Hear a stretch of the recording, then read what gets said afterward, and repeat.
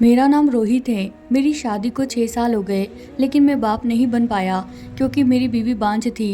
एक दिन मैंने फैसला किया कि मैं दूसरी शादी करूंगा। मैंने अपनी बीवी को बताया कि मैं गांव जा रहा हूं और मैं गांव आ गया। यहाँ आकर मैंने दूसरी शादी कर ली, मगर दुल्हन कुछ अजीब सी थी। अपने चेहरे पे हमेशा घूंघट रहता। खैर, मुझे तो बच्चे की खुशी चाहिए थी। मैं अपनी दूसरी बीवी के साथ रहने लगा। वो बहुत अच्छी थी। शादी के 1 महीने बाद जैसे ही मैं अपनी पहली पत्नी के पास शहर आया, उसे देखकर मेरी चीख निकल गई, क्योंकि उसने तो वह रात कयामत की रात थी।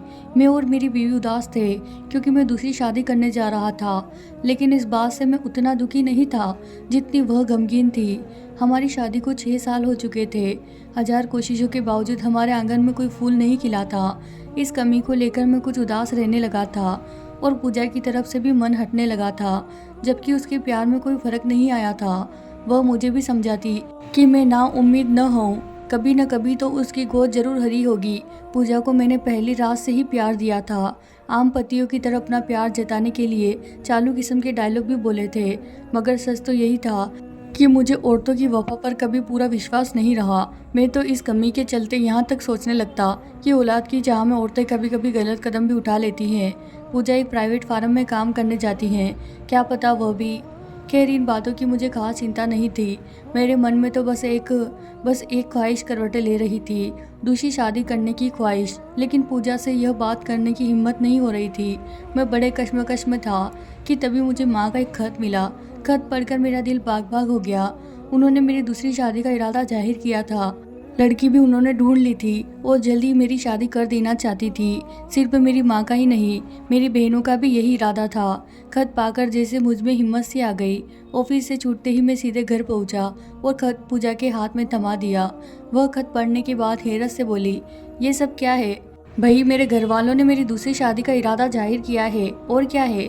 वैसे तुम क्या चाहती हो? वह कोई जवाब देने के बजाय उल्टे मुझसे ही सवाल कर बैठी, आप क्या कहते हैं? भाई, मैं तो सोच रहा हूँ कि अब मुझे दूसरी शादी कर लेनी चाहिए। शायद इसी बहाने हमारा सूना आंगन चहक उठे। इतना कहकर मैं उसका चेहरा पढ़ने लगा। उसके चेहरे पर उदासी उमड़ आई थी। मैं फिर बोला, अब तुम भी कुछ कहती हो तो अच्छा होता। मैं क्या कहूँ, जैसा आप बेहतर समझे करे। हमारे बीच कुछ देर खामोशी रही। मैं उसके मुंह से कोई स्पष्ट बात सुनना चाहता था, लेकिन वह कुछ कहने के लिए जैसे तैयार ही नहीं थी। मैंने उसे फिर कुरेदा, पूजा, मुझे तो अब औलाद का सुख पाने का यही एक रास्ता नजर आ रहा है। फिर भी तुम साफ साफ कुछ कह देती तो मुझे ये कदम उठाने में आसानी हो जाती। इस बारे में एक औरत भला साफ साफ क्या कह सकती है? वह मेरे सामने एक सवाल छोड़कर रसोई में चली गई। मैं सोचने लगा, पूजा ठीक ही तो कहती है। कोई औरत अपने मर्द को दूसरी शादी की इजाज़त कैसे दे सकती है? यह काम तो मर्दों की मर्जी का है। वे चाहे तो दूसरी क्या 4-4 शादियां करे। मैं भी कितना बड़ा बेवकूफ़ हूँ। यह सोचकर मैं मुस्कुरा उठा और शादी करने का मेरा इरादा पुख्ता हो गया। घंटे भर बाद जब वह खाना बनाकर कमरे में आई तो मैंने कहा, पूजा, कल मैं घर जा रहा हूँ। उसने मेरी बात को नज़रअंदाज करते हुए पूछा, खाना खाएगा? लगाऊं? हाँ, ले आओ, मैंने कहा। तो वह सिर झुकाए चली गई। कुछ देर बाद वह मेरा खाना लाकर मेरे पास ही बैठ गई। मैंने सिर्फ अपनी प्लेट देकर पूछा, अरे क्या तुम नहीं खाओगी? मुझे भूख नहीं है, कहकर वह खामोश हो गई। मैंने भी उसे जीत नहीं की और चुपचाप खाने लगा, क्योंकि मैं जानता था कि उसकी भूख प्यास तो माँ का खत पढ़ते ही मर गई होगी। इसीलिए जिद करना बेकार था। खाना खाने के बाद हम दोनों चुपचाप बिस्तर पर आ गए। मेरे दिमाग में उथल पुथल मची हुई थी। शायद उसके दिमाग में भी कुछ चल रहा होगा। मैं सोच रहा था कि मुझे ऐसा करना चाहिए या नहीं। पूजा मुझसे बेहद प्यार करती है, कैसे बर्दाश्त करेगी मेरी दूसरी शादी? इस गम से तो वह मर ही जाएगी। जब अभी से उसकी यह हालत हो रही है तो आगे न जाने क्या होगा। उसकी तबीयत भी ठीक नहीं है। आज ही डॉक्टर को दिखा कर आई है। मैंने उससे पूछा भी नहीं कि डॉक्टर ने क्या कहा। अपनी दूसरी शादी के चक्कर में कितना स्वार्थी हो गया हूँ मैं। फिर जैसे मेरे अंदर से किसी ने कहा, रोहित, इतना सोचोगे तब तो कर ली शादी। अरे आजकल तो औरत खुद अपने मर्द को छोड़कर दूसरी शादी कर लेती है, और तुम मर्द होकर इतना सोच रहे हो। और फिर तुम तो अपनी बीवी को तलाक भी नहीं दे रहे। कुछ दिन वह जरा उदास रहेगी, फिर पहले की तरह हंसने बोलने लगेगी। इसीलिए अब उसके बारे में सोचना बंद करो और अपना काम जल्दी से कर डालो। मौका बार बार नहीं आता। सुबह आँख खुली तो पूजा मेरा नाश्ता तैयार कर चुकी थी। उसने मेरी पसंद का नाश्ता, खीर और पूरी बनाई थी। नाश्ता भी मुझे अकेले ही करना पड़ा। बहुत कहने पर भी उसने मेरा साथ नहीं दिया। मैंने उसे समझाया, पूजा, तुम क्यों इतनी उदास हो रही हो? मैं दूसरी शादी ही तो करने जा रहा हूँ, तुम्हें छोड़ तो नहीं रहा। अगर इसी बहाने मैं बाप बन गया तो तुम्हारा सूनापन भी दूर हो जाएगा। वो खामोश रही, एकदम खामोश। मुझे उसकी खामोशी से घबराहट सी होने लगी। फिर कुछ देर बाद वह बोली। उसने मुझसे कहा, रोहित, आज मुझे जल्दी अपने काम पर निकलना है, इसीलिए आपसे कह रही हूँ, मेरे बारे में एक बार ख्याल कर ले, वरना मैं ये घर छोड़कर अपनी माँ के पास चली जाऊँगी। पूजा ने इतना कहा और वो अपने काम के लिए निकल गई। उसकी बात सुनकर मैं सुन्न रह गया। मैं पूजा से मोहब्बत करता था, उसके बिना तो मैं नहीं रहना चाहता था, लेकिन बच्चा भी तो चाहिए था। मैंने सोचा मैं उसे कैसे भी करके मना लूँगा। मैं जल्दी से घर से निकलने के लिए सोचने लगा। मैंने झटपट अपना सूटकेस तैयार किया, कपड़े पहने, घर से निकल गया। साथ ही मैंने एक चिट्ठी पूजा को लिखी, जो मैं टेबल पर छोड़कर आ गया। उसमें मैंने उसे अपने गांव जाने का और माफ़ी का भी इजहार किया। मैं रिक्शा पकड़कर स्टेशन पहुंचा, टिकट कटाकर एक्सप्रेस गाड़ी पकड़ी और कानपुर से गांव पहुंच गया। फिर चौथे ही दिन पवित्रा नाम की एक लड़की से चंद लोगों की मौजूदगी में मेरी शादी हो गई। वह लड़की गरीब घर की थी और माँ ने बताया था कि वह बहुत खूबसूरत है। मैंने अभी तक उसका चेहरा नहीं देखा था। आज हमारी सुहागरात थी। वो मेरा कमरे में इंतजार कर रही थी। मैं जैसे ही कमरे में पवित्रा के पास जाने के लिए दाखिल हुआ, मेरे दिल में वही जज्बात उमड़ रहे थे जैसे तब उमड़े थे जब पूजा मेरी ज़िंदगी में आई थी। खैर, मेरी बीवी घूंघट में दुल्हन के लाल जोड़े में सुहास की स्टेज पर बैठी बहुत हसीन लग रही थी। मैं उसके करीब जाने लगा और उसके पास जाकर बैठ गया, उसके हाथ को अपने हाथों में लिया। तब एक पल के लिए पूजा का ख्याल मेरे जहन में आया। मैंने फिर नज़रअंदाज करते हुए पवित्रा का घूंघट उठाना चाहा, पर उसने एकदम मेरा हाथ पकड़ा और एकदम खड़ी हो गई। मुझे हैरत हुई। मैंने पूछा, ये क्या बदतमीजी है? वो एकदम से बोली, जी मुझे माफ़ कीजिएगा, मगर मैं आपको अपना चेहरा नहीं दिखा सकती। मैं उठ खड़ा हुआ। मैंने कहा, क्या मतलब कि अपना चेहरा नहीं दिखा सकती? मैं तुम्हारा पति हूँ, कोई गैर मर्द नहीं हूँ। वो रोने लगी और रोते हुए कहने लगी कि एक बार मेरी आप पूरी बात सुन ले, अगर फिर भी आपको मेरी बात सही नहीं लगे तो आप मेरा चेहरा देख लीजिएगा। उसने बताया कि उसने शादी से पहले एक मन्नत ली थी, जो कि उसके गांव के एक बाबा ने कहा था कि ऐसी कठोर मन्नत लो जिससे ईश्वर तुमसे प्रसन्न हो और तुम्हारी शादी जल्दी हो जाए। तो उसने 1 महीने तक अपने ही पति से चेहरा छुपाने वाली मन्नत ली। मैं कुछ देर खामोश रहा और सोचने लगा कि अगर मैंने उसका चेहरा देख लिया तो उसकी मन्नत टूट जाएगी और फिर कहीं ऐसा ना हो भगवान मुझे कोई औलाद ही ना दे। नहीं, मैं इतना बड़ा पाप नहीं करना चाहता था। मेरी दूसरी बीवी पवित्रा बहुत गरीब घराने से थी और लगभग 28 साल की हो चुकी थी। इसी के आसपास पूजा भी थी। पवित्रा गरीब घर से थी, शायद इसीलिए अब तक शादी नहीं की थी। खैर, पवित्रा को अपनी दूसरी बीवी के रूप में पाकर मुझ में जैसे नई उमंगें भर गई। मैंने 29 दिन उसके साथ बहुत मजे में गुजारे। मेरे परिवार वाले भी उससे बहुत खुश थे। नई बीवी का मुझ पर ऐसा नशा छाया कि मुझे पूजा की कई दिनों तक याद नहीं आई। फिर मुझे पूजा की चिंता सताने लगी, उसके बारे में बुरे बुरे ख्याल आने लगे। मैंने सोचा पूजा कहीं सचमुच अपनी माँ के घर ना चली गई हो। इस इरादे से मैं कानपुर के लिए अपनी दूसरी बीवी पवित्रा को साथ लेके निकलने की सोचने लगा। मैंने पहले सोचा था कि पवित्रा को अपने साथ कानपुर नहीं लेकर जाऊंगा, मगर मैं अब उसके बगैर भी नहीं रह सकता। दूसरा, कल फिर उसकी मन्नत भी पूरी हो जाएगी। अगले दिन हम दोनों कानपुर के लिए ट्रेन में बैठ गए। सोच रहा था पूजा किस हाल में होगी। मैं बहुत स्वार्थी निकला। ट्रेन से उतरकर जब स्टेशन से बाहर आए तो मुझे डॉक्टर कपिल मिल गए। वह मुझे देखते ही लपक कर मेरे पास आते हुए बोले, भाई मुबारक हो, मैं कब से ढूंढ रहा हूँ तुम्हें मुबारकबाद देने को। उनके मुंह से ये शब्द सुनकर मैं सोचने लगा कि मेरी शादी के बारे में इन्हें कैसे पता चल गया।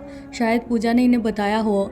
मैंने झेपते हुए उनकी मुबारकबाद का शुक्रिया अदा किया तो वो कहने लगे, भाई सिर्फ शुक्रिया से काम नहीं चलेगा, कुछ खिलाना पिलाना भी पड़ेगा।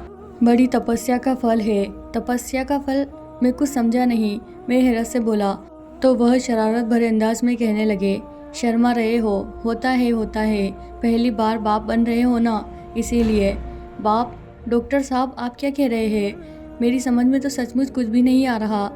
मेरी हैरानी बढ़ती जा रही थी। उन्होंने कहा, मियाँ नाटकबाजी बंद करो और मेरी एक बात ध्यान से सुनो।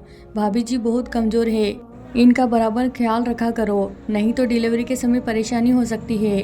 ये सुनकर मेरी हैरत और खुशी का ठिकाना नहीं रहा। हैरत इसलिए हुई थी कि पूजा ने इतनी बड़ी खुशी की बात मुझसे छिपाई क्यों रखी। पवित्रा हम दोनों की बातें सुन रही थी और मुझे देख भी रही थी, पर चुप रही। मैंने डॉक्टर से फिर पूछा, डॉक्टर साहब आप सच कह रहे हैं? मुझे तो यकीन ही नहीं हो रहा। वह मेरा हैरानी भरा चेहरा देखकर बोले, क्या वाकई तुम्हें मालूम नहीं है? हाँ मैं सच कह रहा हूँ। यह आपको कब पता चला? जिस दिन तुम ऑफिस जाते वक्त भाभी जी को मेरे चैम्बर में छोड़कर गए थे। मैं तुम्हें मुबारकबाद भी देना चाहता था। भाभी जी अब तो रोही से मत छुपाइए, इनको भी खुश हो लेने दे। डॉक्टर पवित्रा की तरफ देखकर बोले। वो पवित्रा को शायद पूजा समझ रहे थे। वह सिर हिलाते हुए आगे बढ़ गए। हम जल्दी से रिक्शा पकड़कर सीधे घर पहुंचे। उस वक्त पूजा घर पर नहीं थी और घर में भी ताला लगा हुआ था। मेरे पास घर की दूसरी चाबी थी, इसीलिए हम दोनों अंदर आ गए। सामने का मंजर देखकर मेरे होश उड़ गए, क्योंकि सामने ही टेबल पर खाने की प्लेटें पड़ी थी। साथ में मेरी लिखी हुई चिट्ठी भी ऐसी ही पड़ी थी। मैं सोच में पड़ गया।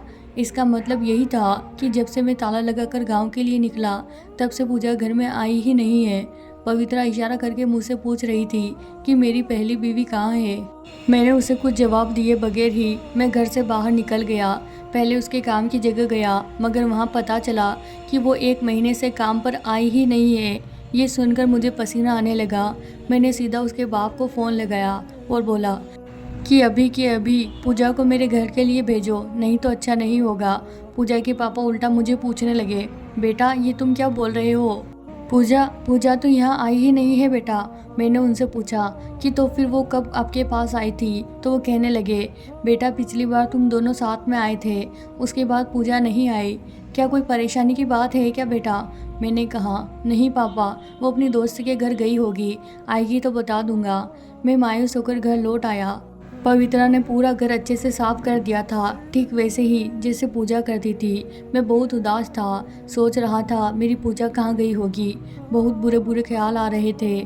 सोचा पुलिस में कंप्लेंट कर दूँ। पूजा का इस तरह गायब होना मुझे ठीक नहीं लग रहा था।